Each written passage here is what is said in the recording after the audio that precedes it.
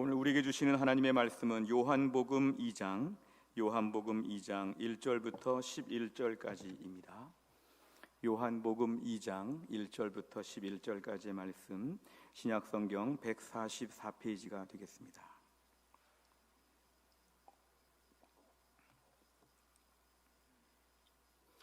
요한복음 2장 1절부터 11절까지의 말씀을 저와 한 절씩 교독하시겠습니다.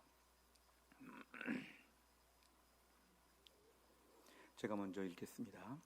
사흘째 되던 날 갈릴리 가나에 혼례가 있어 예수의 어머니도 거기 계시고 예수와 그 제자들도 혼례의 청함을 받았더니 포도주가 떨어진지라 예수의 어머니가 예수에게 이르되 저들에게 포도주가 없다 하니 예수께서 이르시되 여자여 나와 무슨 상관이 있나이까 내 때가 아직 이르지 아니하였나이다. 그의 어머니가 하인들에게 이르되 너희에게 무슨 말씀을 하시던지 그대로 하라 하니라. 거기에 유대인의 정결 예식을 따라 두세 통 드는 돌 항아리 6이 놓였는지라. 예수께서 그들에게 이르시되 항아리에 물을 채우라 하신즉 아귀까지 채우니 이제는 떠서 연회장에게 갖다 주라 하심에 갖다 주었더니 연회장은 물로 된 포도주를 맛보고도 어디서 났는지 알지 못하되 물 떠온 하인들은 알더라. 연회장이 신랑을 불러 말하되 사람마다 먼저 좋은 포도주를 내고 취한 후에 낮은 것을 내거늘 그대는 지금까지 좋은 포도주를 두었도다 하니라. 같이 읽습니다. 예수께서 이 첫 표적을 갈릴리 가나에서 행하여 그의 영광을 나타내심에 제자들이 그를 믿으니라. 아멘. 기도하겠습니다. 하나님 아버지, 오늘 저희가 주일 예배를 드리며 이제 하나님 말씀을 듣는 시간입니다. 하나님 말씀을 대언하는 주의 종을 성령 충만하게 하셔서 하나님 말씀을 권세 있고 능력 있게 선포하게 하여 주옵소서. 하나님, 말씀을 듣는 주의 백성들의 마음의 문을 활짝 여시고 오늘 말씀 가운데 주의 음성을 듣고 이 말씀의 은혜와 축복을 다 받게 하여 주옵소서. 예수님의 이름으로 기도하옵나이다. 아멘. 우리 가정에서 우리가 아들들을 키우다 보면 일정한 때가 되면 군대에 가게 됩니다. 아들들을 군대에 보낼 때마다 아들들을 좀 더 많이 사랑해주고 좀 아껴주었을 걸 하나 안쓰러운 마음이 들고 또 미안한 마음이 들기도 합니다. 막상 헤어지는 그 마지막 장면에서는 참 눈물도 나고 또 걱정도 좀 됩니다. 과연 군대에서 훈련을 감당할 수 있을까? 모진 사람들, 힘든 사람들 앞에서 제 몫을 감당하고 따라갈 수 있을까? 이러한 염려가 새삼스럽게 들기도 합니다. 또 우리가 신앙생활하는 입장에서는 그때부터는 이제 특별 기도가 시작이 됩니다. 새벽 기도회 때 아들 기도를 2배, 3배 더 하게 됩니다. 우리 아들 오늘도 군생활 잘 감당하게 해주십시오. 군생활 동안에 어디 다치지 않게 해주시고 믿음의 사람으로 군사 정병이 되어서 좋은 모습으로 제대하게 하여 주옵소서. 그래서 부모의 기도가 아들을 군대 보내고 나면 더 간절해지는 것 같습니다. 저도 아들이 군대 갈 때를 보니까 논산훈련소에서 퇴소할 때 육군 복무 신조라는 것을 우렁차게 외우는 것을 들었는데 참 특별한 느낌이 들었습니다. 군생활, 훈련소 생활 잘할 수 있을까 생각이 들었지만 우렁차고 씩씩하게 아주 그 긴 것들을 다 외워가지고 복창을 하는데 얼마나 담대하게 보이는지 아주 참 좋았습니다. 근데 그 육군 복무 신조의 내용 중에 보면은 우리는 상관의 명령에 복종한다. 우리는 법규를 준수하고 상관의 명령에 복종한다. 이런 내용이 있는데 저는 다른 내용들은 다 그냥 좀 지나갔지만 요 대목이 그렇게 오랫동안 묵상을 하게 만듭니다. 상관의 명령에 복종한다. 상관의 명령에 복종한다. 그동안 민간인으로 살았을 때는 참 자유를 구가하고 또 다른 사람들이 무슨 말을 하면 내가 알아서 한다고 하고 나도 좀 생각하고 판단할 시간을 달라고 하고 뭐 이랬는데 이제 민간인에서 군인으로 바뀌면 상관이 명령하면 그대로 하겠다. 이거를 지금 약속하는 그런 시간입니다. 사실 오늘날 복종, 순종 이런 것은 별로 매력이 있는 주제가 아닙니다. 복종, 순종은 구시대에 그런 남아있는 것 같고 오늘날은 좀 내가 다 알아서 한다. 상관이 명령해도 내가 다시 한번 걸러서 판단해서 뭐 내가 봐도 옳고 또 상관이 좀 제대로 말한 것 같으면 그냥 좀 따라서 해주겠다. 뭐 이런 식의 마음이 우리 안에는 참 많죠. 그러다 보니까 오늘 복종, 순종 이런 것은 인기 있는 주제가 아닙니다. 1968년 5월에 프랑스에서 있었던 대학생, 청년들, 노동자 계층의 시민운동이 있었는데 이것을 68혁명이라고도 하고 5월 혁명이라고도 합니다. 이 1968년의 이 68혁명은 모든 금지된 것을 금지하라, 우리 자유롭게 한번 살아보겠다는 것이죠. 사회의 억압, 옛날 어른들이 했으니까 따라서 해야 된다, 누구를 신경 써야 된다, 누가 말했으니까 나는 꼭 해야 된다, 이런 거 다 타파해버려야 되는 것이죠. 우리가 왜 그렇게 짧은 한평생 그렇게 어렵게 사느냐, 우리 그냥 기쁘게 즐겁게 하고 싶은 대로, 하고 싶을 때 내 마음대로, 그리고 싫으면 그냥 관두지, 이런 마음들. 사실 이것이 사회적으로 큰 여파를 일으켜서 전 세계에 큰 파급을 일으켰습니다. 물론 사회적으로 지나친 규제와 지나친 이렇게 압제와 지나친 형식들은 좀 일정한 부분 좀 이렇게 변화될 수 있는 부분이 있지만, 이 68혁명은 조금 앞으로 더 나아갔다는 것이 오늘 역사학자들의 평가입니다. 지나치게 나가다 보니까 방랑 생활을 더 칭송하게 되고, 마약 같은 걸 막 하게 되고, 프리섹스를 하면서 이런 것이 뭐가 문제냐, 우리가 하고 싶은데, 내가 하고 싶은데 감히 누가 막겠느냐, 막 이렇게 뛰쳐나오는 그런 운동이었습니다. 근데 이것이 일상의 삶에도 많이 연결이 되었지만 특별히 신앙적인 부분에 있어서 큰 공격이 되었습니다. 기존 교회가 가르치는 모든 교리적인 내용에 대해서 다시 한번 원점부터 생각해 보자. 정말 성경이 그런 걸 말했을까? 정말 예수님이 그런 걸 원할까? 과연 기독교가 2000년 동안 제대로 알고 왔나? 초대교회는 좀 다르고 또 구약의 하나님은 좀 다를 텐데 오늘 기독교회가 2000년 동안 잘못 교회를 운영했다, 이런 식의 비판들이 오면서 교회 안에 많은 것들을 재단하기 시작했습니다. 그러면서 기독교 안에 있는 너무 근본적인 복음까지도 막 훼손하게 되었습니다. 물론 교회 안에도 시대가 달라지면서 비본질에 대한 부분은 계속 옷을 갈아입어야 되죠. 비본질적인 것은 계속 바꿔 입어야 됩니다. 근데 교회가 비본질과 본질을 구분하면 본질은 시대가 바뀌어도 절대로 변할 수 없는 것이죠. 예를 들면 교회 안의 본질은 이런 것이죠. 우리는 죄인으로 이 땅을 살면서 평생 죄를 짓다가 죽으면 죄값을 받아서 지옥에 간다. 지옥 가면 영원히 형벌을 받아야 된다. 근데 하나님께서 우리를 사랑하셔서 예수님을 이 땅에 보내셔서 십자가에서 죽게 하셨는데, 그 예수님을 믿으면 예수님의 십자가의 피로 말미암아 내 죄가 다 용서받는다. 하나님이 나를 보실 때는 평생의 죄가 하나도 없는 것처럼 우리를 완전히 의롭고 완전히 거룩하다고 우리를 구별하셔서 우리가 하나님의 자녀가 되고 천국 백성이 된다. 오늘날 교회는 이것을 생명처럼 지켜야 되고 이것을 너무 감사하여 예배 드리는 일이 제일 중요하다. 교회는 전도하고 선교하는 게 제일 중요하다. 그리고 이것들을 위해 사람들을 꾸준히 키우고 가르쳐야 되기 때문에 훈련하는 것이 교회는 제일 중요하다. 이런 내용들은 시대가 아무리 여러 번 바뀌어도 또 저기 아프리카나 저 동남아시아나 저 남미나 저 어디를 가도 이것만큼은 절대로 변할 수 없는 교회의 핵심 가치였죠. 그런데 68혁명 이후에 수많은 교회 안의 도전들, 자유주의 신학들, 이런 많은 여파는 이런 본질적인 것을 막 건드립니다. 교회는 윤리를 가르치는 곳이야. 리첼이라고 하는 자유주의 신학자는 산상수훈, 마태복음 5장과 6장과 7장이 기독교에서 제일 중요한 것이고, 예수 믿는 사람은 착하게 사는 것이 평생이야. 예수 믿고 착하게 살아서 구원받는 것이지, 이런 식의 이야기들. 보편적인 윤리, 사회의 구원, 이러면서 수많은 기독교의 혼란스러운 것들이 기독교 안에 다 신학이란 이름으로 막 들어오게 되었습니다. 우리는 성경을 좀 다르게 해석해, 이런 주관적인 신학들.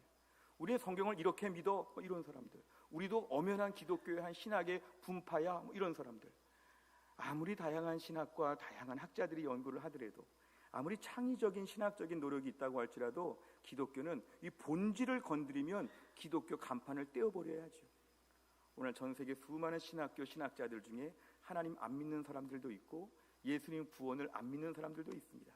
그냥 착한 세상, 아름다운 세상, 좋은 세상 만들어 보자, 이런 기독교가 세상에 얼마나 많이 있는지 모릅니다. 그래서 우리에게 제일 중요한 것은 하나님께서 우리에게 주신 기본적인 복음의 본질 중에 본질에 대하여 교회는 꼭 붙들어야 되는데, 오늘날의 많은 현대 교회들, 많은 현대 신앙생활하는 분들 중에는 여기에 대해서 따르기를 싫어하는 것이죠. 왜 그럴까요? 그 마음의 중심에 예수님을 믿기는 믿는데 자유롭게 내 마음대로 믿고 싶은 거죠. 저는 어릴 때부터 모태신앙으로 교회를 다니면서 계속 그 이후에 사역을 하면서 제가 임상적으로 교회에서 많이 체험한 케이스가 있는데, 어떤 케이스냐면 예수를 믿되 내 마음대로 믿겠다. 구원받는 건 좋은데 나는 순종하기는 싫다. 이런 분들이 공존하고 있습니다. 참 신앙생활 잘 하는데 잘 들어보세요. 그 말이 과연 맞는 말인지. 예수를 믿는데 내 마음대로 믿는다. 구원받는 건 좋은데 순종하는 건 싫다. 내가 오늘 순종하는 거 싫은 건 믿음이 약해서 그렇다. 이런 분이죠. 어떤 분들은 내가 오늘 신앙이 약해서 나는 순종 잘 못해요. 이런 분들은 오늘날 참 문제입니다. 그건 신앙이 약한 게 아니라 신앙이 없는 것이죠. 어떤 분들은 나는 오늘 신앙생활 너무 잘하기 때문에 구구절절하게 유치원생처럼 초등학생처럼 그 순종하는 거 나는 이미 그 단계는 넘어섰습니다. 나 다 알아서 합니다. 제가 교회 다닌 경력이 몇 년인데 애들처럼 그렇게 막 학습지 풀듯이 신앙생활 그렇게 하는 거 난 다 초월했습니다. 그건 초신자 때나 하는 것이고, 저는 지금 순종하지 않고도 알아서 신앙생활 내가 다 컨설팅하고 내가 다 세팅해가지고 믿음생활 나름대로 잘하고 있으니까 나 믿음생활 평가하지 마십시오. 이런 분들이 교회 안에 공존하고 있습니다. 우리들은 그렇지 않습니까? 신앙생활 하되 내 마음대로 한다. 예수 믿되 순종은 좀 못한다. 이러한 모순이 있다면 우리는 이건 정상적이라고 볼 수가 없습니다. 우리 오늘 신앙생활에 있어서 기독교는 처음부터 순종이 참 중요한 것이었습니다. 오늘날 우리가 많이 잃어버렸죠. 오늘날 코로나 때를 맞이해서는 순종 잘하는 교인들은 천연기념물처럼 되었습니다. 야, 코로나 때 어떻게 저렇게 믿음 생활하지? 천연기념물이야? 인간문화재야? 대단해?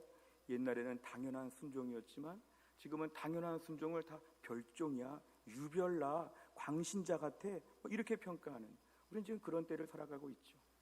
사실은 지금의 때를 영적으로 보면 사사기 시대와 너무 같습니다. 사사기 21장 25절에 보면 그때에 이스라엘의 왕이 없으므로 사람이 각기 자기의 소견에 옳은 대로 행하였더라. 사사시대의 사람들의 특징은 자기 소견에 옳은 대로 행하였다는 건 뭐냐면 하나님을 믿어도 자기 마음대로 믿는다는 것이죠. 하나님 생각에 하나님 생각보다는 내 생각이 중요하죠. 내 입장이 중요하죠. 하나님 말씀 내 생각이 중요하지 왜 하나님 말씀, 이런 식으로 사는 것입니다. 언뜻 보면 사사기 시대가 좋아 보일 수 있지만 사사기 시대는 매우 불행한 시대였습니다. 왜냐하면 축복의 땅 가나안 땅에 드디어 도착했는데 가나안 땅에서 고생 많이 하고 침략 많이 당하고 굶주리고 헐벗고 힘든 때가 바로 사사기 때였죠. 정리하면 자기 소견에 옳은 대로 사는 시대가 행복한 시대가 아니라 불행한 시대였습니다. 이 사사기 시대의 교훈을 저희가 보면 내 소견에 옳은 대로 예수 믿으면 불행합니다. 내가 알아서 신앙생활하면 불행합니다. 이걸 행복이라고 생각하면 내가 사사기 시대를 매우 행복하게 평가하고 있구나, 성경 잘못 보는 것이죠. 우리가 오늘날 사사기 시대 근성이 있습니다. 하나님을 믿되 자기 소견에 옳은 대로 내가 다 한다는 것이죠. 사실 구약 성경에 보면 선지자들이 하나님 메시지를 전할 때마다 히브리어로 이렇게 얘기했습니다. 코 아마르 야훼, 이렇게 말합니다.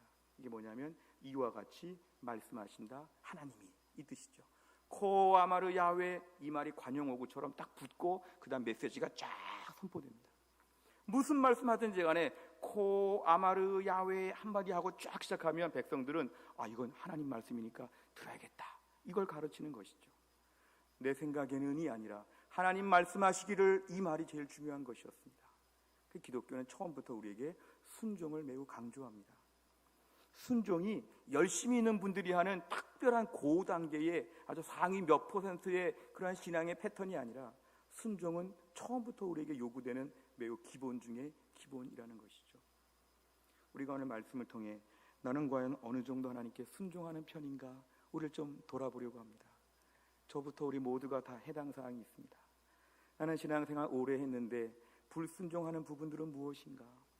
불순종의 습관은 무엇인가? 아니면 나는 지금 순종을 잘하는 편인가? 우리를 좀 돌아보는 게 이 코로나 시대에 필요하다는 것이죠. 코로나 시대에 순종하는 사람이 믿음으로 진검승부하는 것입니다. 코로나 때에 물을 많이 타서 희석화시키는 신앙이 지금 판을 치고 있을 때에 주여 내 믿음 진짜 믿음 되게 하여 주옵소서. 오늘 말씀을 들으면서 순종하는 믿음으로 우리의 믿음이 새로워질 수 있기를 주의 이름으로 축원합니다. 오늘 본문의 말씀을 보시면 예수님께서 지금 갈릴리 가나 지역에 가셨습니다. 오늘 본문의 1절에 사흘째, 이거는 1장 43절 이하에서 빌립을 만난 이후로 3일째가 되었다는 그런 뜻이고요.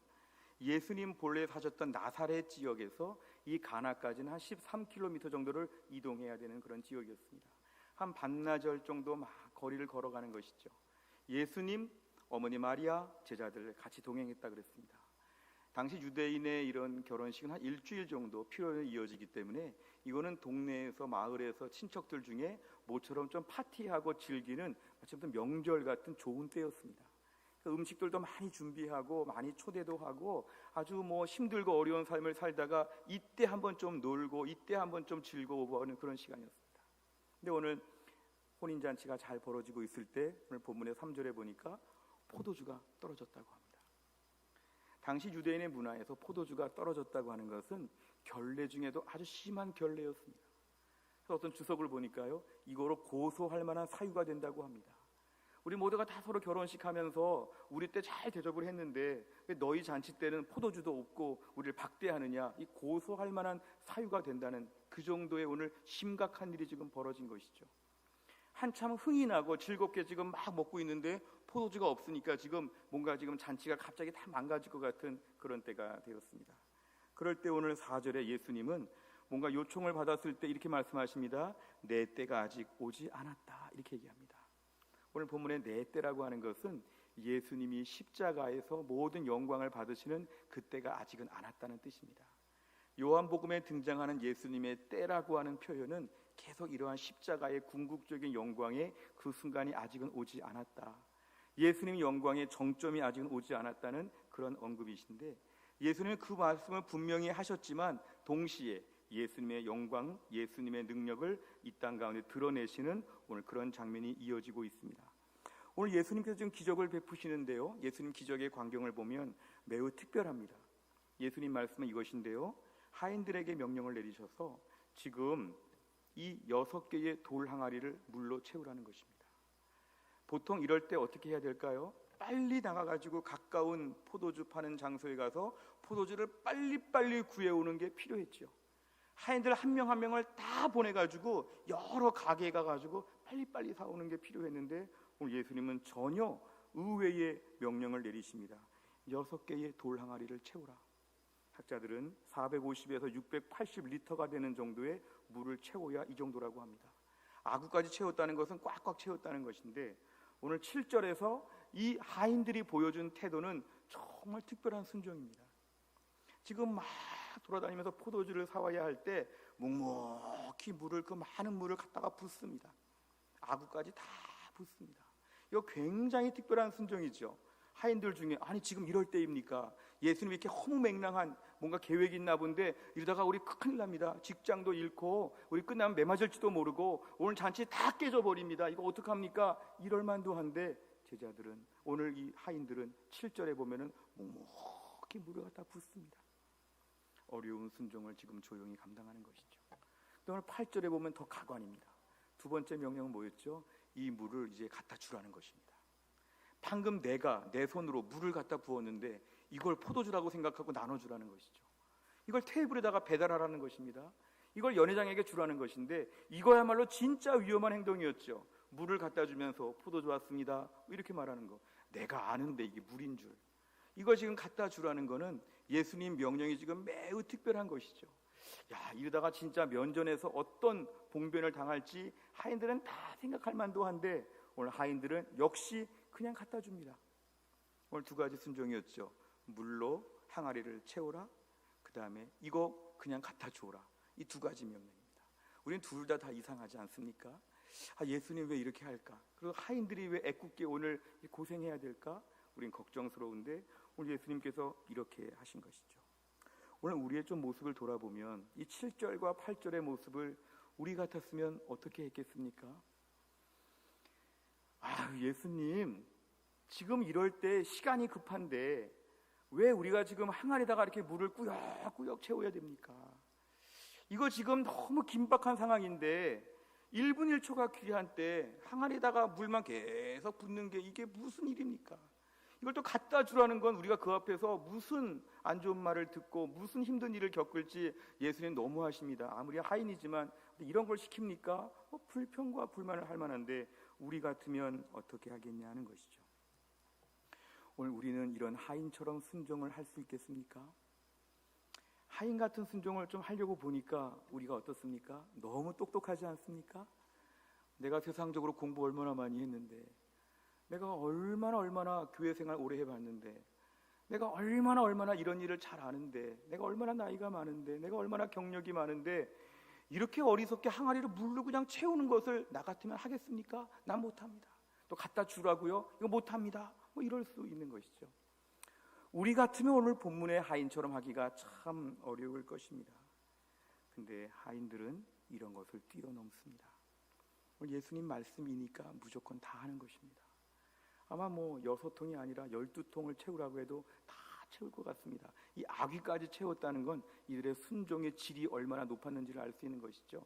형식적으로 그냥 조금 넣고 말고가 아니라 꽉꽉 채우는 것이죠. 오늘 본문에 우리가 예상을 할 때 오늘 본문이 이제 비극으로 끝나지 않을까, 항아리에다가 물 채우고 그 물 갖다 주고 오늘 이야기의 끝은 비극으로 끝나지 않을까. 근데 오늘 본문의 9절과 10절을 보면 오늘 본문은 해피엔딩으로 끝납니다. 그 연회장은 물로 된 포도주를 맛보고도 어디서 났는지 알지 못하되 물떠온 하인들은 알더라. 연회장이 신랑을 불러 말하되 사람마다 먼저 좋은 포도주를 내고 취한 후에 낮은 것을 내거늘 그대는 지금까지 좋은 포도주를 두었도다 하니라. 아멘. 오늘 본문에 의하면 오늘 포도주가 아주 좋은 포도주가 지금 만들어졌습니다. 그동안에 맛보지 못한 좋은 포도주, 최고급 포도주가 오늘 만들어진 것이죠. 방금 전까지 물이었는데 그 물이 변하여 포도주가 되었다는 것을 오늘 본문에 이야기하는데, 본문이 얼마나 사실적인지 감탄하고 놀랍니다. 이렇게 좋은 걸 왜 숨겨놓다가 나중에 주느냐. 처음에 좋은 걸 주고 다 술 취했을 때 나쁜 걸 좀 줘야지, 처음보다 나중 게 더 좋으면 이건 좀 보통 집하고 좀 다른 거 아니냐. 너무너무 맛있는 포도주가 나왔다. 오늘 본문에 감탄하고 있습니다. 신학자들은 오늘 본문의 의미를 이렇게 또 풀이하기도 하는데요. 예수님의 첫 번째 사역의 의미가 무엇이냐면 물 같은 인생들을 포도주 같은 인생으로 바꾸어 주신다. 물 같은 인생, 결핍되고 약하고 초라하고 맹맹하고 아무것도 의미가 없는데 예수님 안에서의 복음을 통하여 우리 인생에 아주 맛있는 포도, 맛있는 하늘나라의 새로운 음료로 우리가 바뀌듯이 우리를 만들어준다. 이걸 첫 번째 기적으로 하신 이유가 다 있다는 그런 것입니다. 우리가 오늘 본문을 통해 알 수 있는 건 뭐냐 하면 11절에 보니까 예수께서 이 첫 표적을 갈릴리 가나에서 행하여 그의 영광을 나타내심에 제자들이 그를 믿으니라. 오늘의 사건의 결론은 예수님이 제자들을 초창기 때부터 믿을 수 있도록 오늘 기적 같은 사건을 벌어주신 것입니다. 우리가 오늘 본문의 말씀을 보면서 우리가 가장 중요하게 주목해 봐야 될 부분은 이것입니다. 하인들은 어떻게 순종했을까? 하인들은 어떻게 순종했을까? 왜 오늘 같은 상황에서 하인들은 예수님 시켰다고 고지고대로 다 듣고 이렇게 했을까?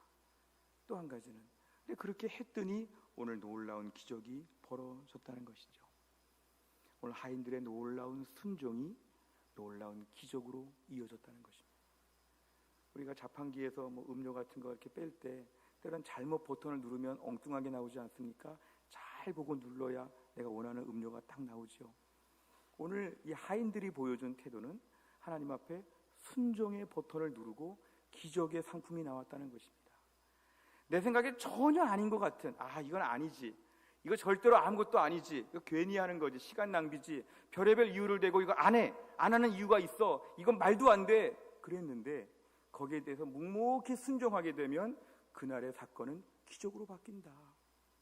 물이 포도주로 바뀌는 것처럼 하나님이 역사하신다는 것입니다. 우린 과연 우리 인생에 이런 기적들을 체험하고 있습니까? 나는 오늘도 지금 계속 순종의 버튼을 누르고 기적의 물건을 맛보고 있습니까? 우리 인생 가운데 뒤집어서 말하면 나는 너무 순종을 안 해서 기적을 못 보지 않은가?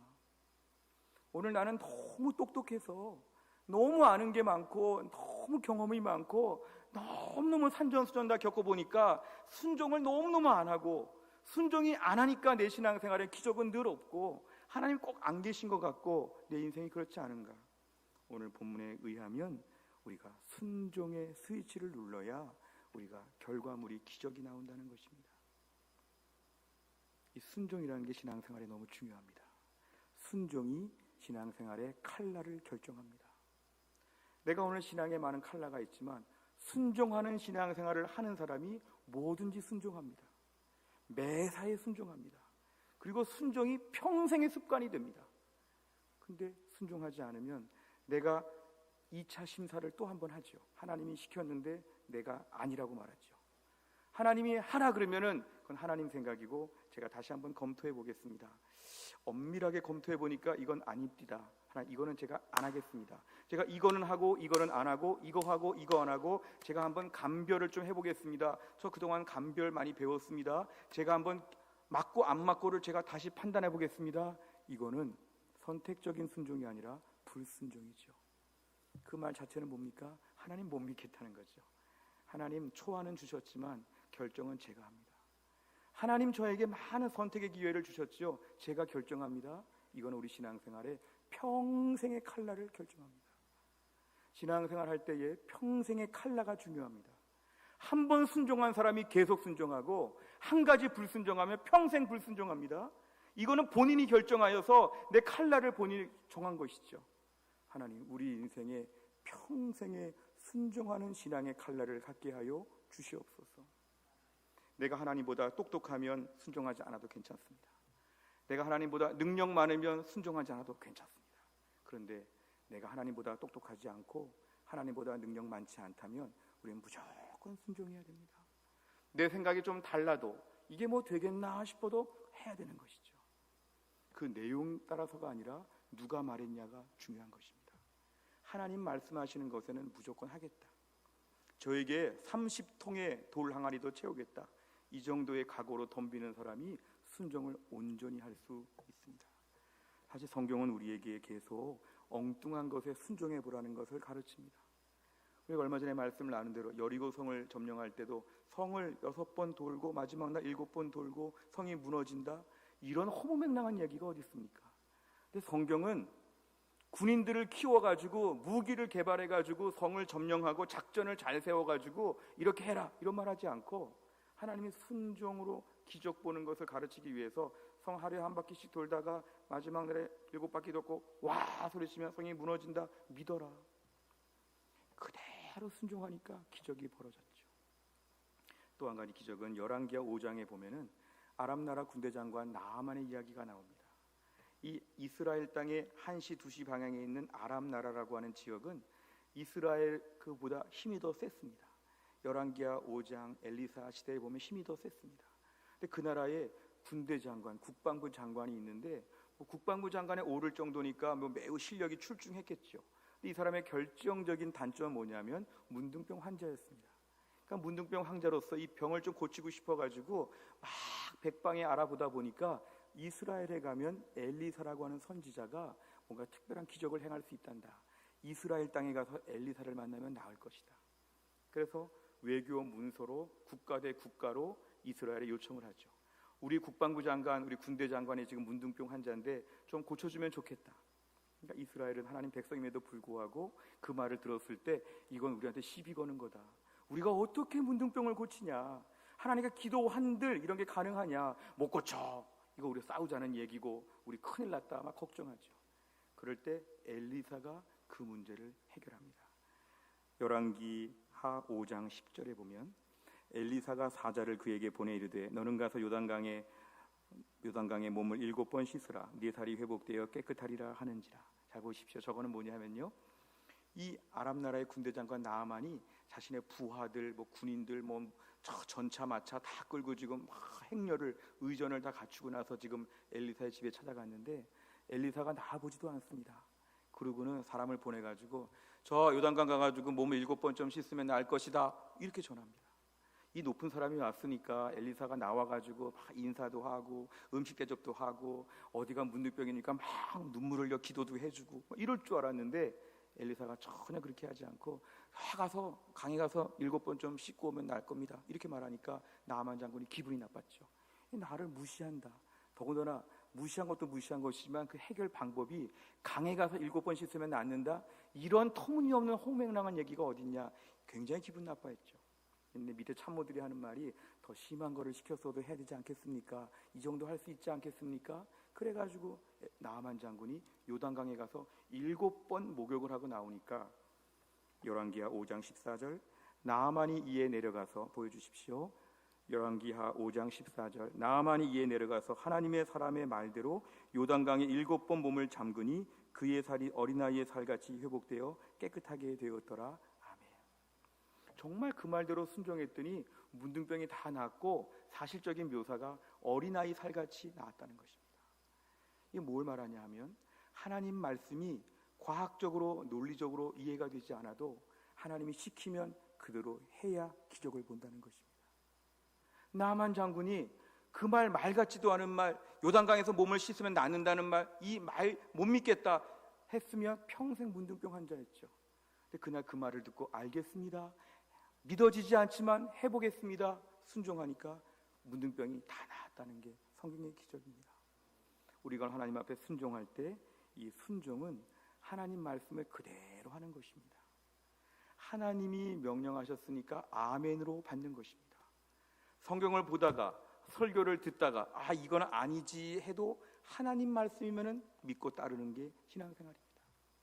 하나님 말씀하셔도 아니다 하면은 평생 불순종하는데 믿음이 약한 게 아니라 평생 믿음 없이 교회 다니는 것이죠. 오늘날 우리에게 이런 순종의 믿음 주시기를 주의 이름으로 축원합니다.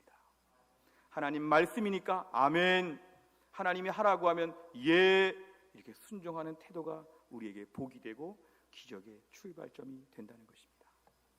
오늘 저희가 조금 더 말씀을 앞으로 나아가면 오늘 중요한 말씀이 9절 상반절입니다. 연회장은 물로 된 포도주를 맛보고도 어디서 났는지 알지 못하되 물 떠온 하인들은 알더라. 연회장은 그날 잔치의 총 매니저입니다. 연회장이 지금 높은 사람인데 이 어디서 난 포도주인지 출처를 모릅니다. 누가 압니까? 물 떠온 하인들은 알더라. 오늘 어디서 이렇게 맛있는 포도주가 나왔나 아무도 모르죠. 아무도 모르죠. 누가 알았다 그랬습니까? 물 떠온 하인들은 알더라. 왜냐하면 예수님께 순종했잖아요. 그리고 좀 물을 자기 떠왔잖아요.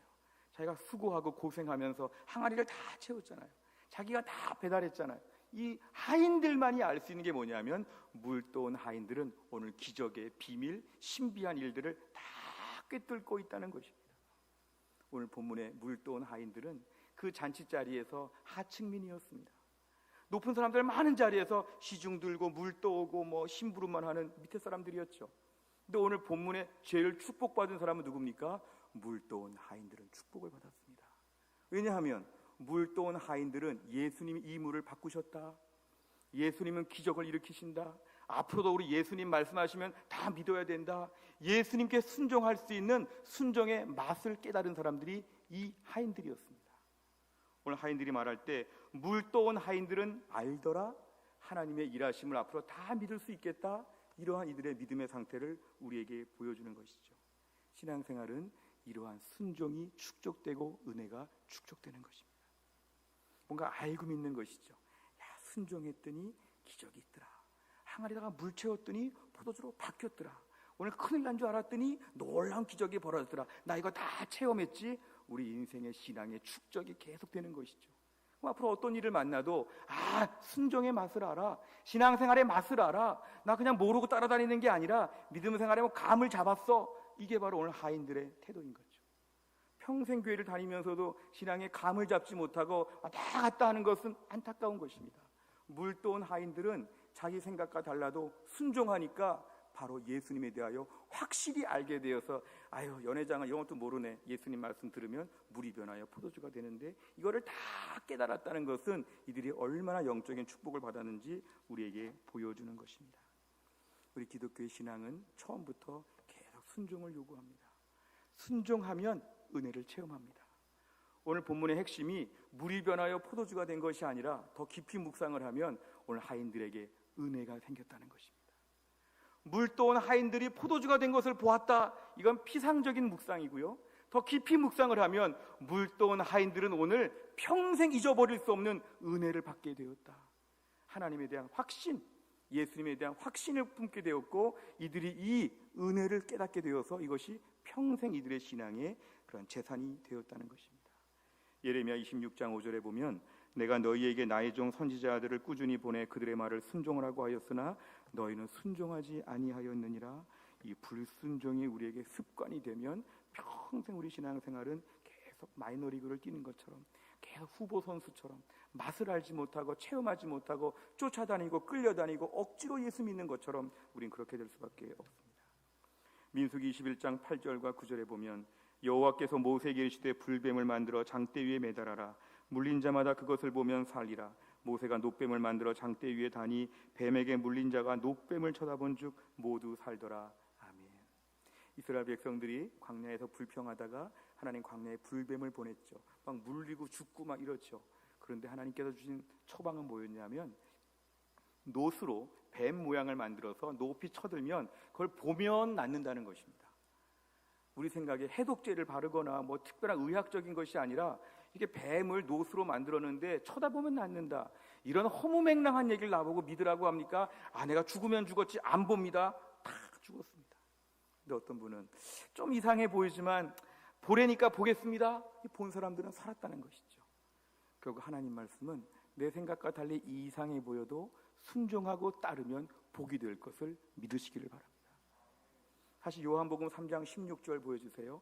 하나님이 세상을 이처럼 사랑하사 독생자를 주셨으니 이는 그를 믿는 자마다 멸망하지 않고 영생을 얻게 하려 함이라. 아멘. 이만큼 허무맹랑한 말씀이 어디 있습니까?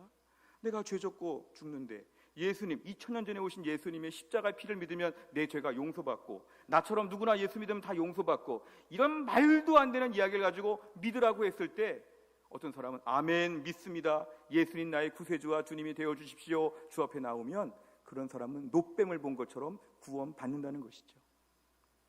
아니, 놋뱀을 보면 어떻게 나요? 예수 믿으면 어떻게 내 죄가 용서받아요? 내 죄가 어떤 죄인 줄 아세요? 내가 어떤 사람인 줄 아세요? 내 모든 죄가 예수 믿으면 용서받는다는 이런 터무니없는 허무맹랑한 소리를 하고 믿으라고요? 나는 안 믿고 지옥 가고 말겠어요. 다 지옥 갑니다. 복음이 이상하게 보이고 이해가 안 되고 납득이 안 돼도 하나님이 주신 유일한 구원의 방법이다. 아멘, 저는 예수 믿고 구원받고 싶습니다. 이런 사람들은 천국 간다는 것이죠. 이게 다 뭡니까? 예수 믿을 때 순종이 중요하고 하나님 말씀을 그대로 받아들이는 것이 얼마나 중요한지를 우리에게 가르쳐주고 있습니다. 오늘 말씀을 정리하면서 우리가 오늘 말씀을 잘 오해하시면 안 됩니다. 불순종하면 벌을 받는다, 벌 받기 싫어서 순종한다, 이게 아닙니다. 오늘 말씀 9절의 말씀, 물떠온 하인들은 알더라, 물떠온 하인들은 은혜와 기적을 알더라. 우리가 이런 신앙생활 하려면 오늘도 우리가 순종하면 은혜를 받는다는 것입니다. 불순종하면 벌 받으니까 벌 안 받으려고 순종해야지, 이건 막 율법적으로 억지로 신앙생활 하는 것이죠. 오늘 말씀은 그게 아니라 너 지금 얼마나 힘들고 어렵니? 또 오늘부터 순종하면 은혜가 있어. 오늘 물떠온 하인들 하나님의 은혜를 깨달았잖아. 너 오늘 물떠온 하인들처럼 은혜를 받아야 돼.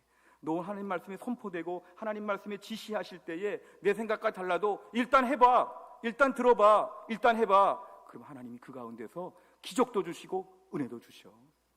오늘 본문은 기적으로 끝나지 않고 은혜까지 이어집니다. 물이 변하여 포도주가 된 기적이 있지만, 물이 변하여 포도주가 된 것을 내 눈으로 지켜보고 내가 땀 흘려 수고하고 물을 꾸역꾸역 채웠던 그 하인들에게는 하나님의 은혜가 풍성하게 밀려왔다는 것입니다. 우리 신앙생활 이 은혜 받아야 합니다. 이 은혜 있어야 세상을 이깁니다. 이 은혜 있어야 신앙생활의 맛을 알고 또 순종하게 되고 또 믿음으로 살 수 있는 능력을 허락하여 주신다는 것입니다. 우리 마지막으로 말씀 한 구절 읽고 마치겠습니다. 예레미야 42장 6절 다 같이 한번 읽겠습니다. 시작. 우리가 당신을 우리 하나님 여호와께 보냄은 그의 목소리가 우리에게 좋든지 좋지 않든지를 막론하고 순종하려 함이라. 우리가 우리 하나님 여호와의 목소리를 순종하면 우리에게 복이 있으리이다 하니라. 아멘. 이 은혜와 축복을 다 받을 수 있기를 주의 이름으로 축원합니다. 기도하겠습니다. 하나님 아버지, 불순종의 시대를 살아가면서 예수를 믿어도 내 마음대로 믿겠다고 하는 강팍한 때를 살아가면서 물떠온 하인같이 묵묵히 순종하는 믿음의 사람 되게 하여 주옵소서. 내 삶에 기적들이 매일 벌어지게 하시고 기적과 동반된 특별한 믿음의 맛, 순종의 맛, 이 은혜 생활을 시작할 수 있도록 우리를 축복하여 주옵소서. 예수님의 이름으로 기도하옵나이다. 아멘.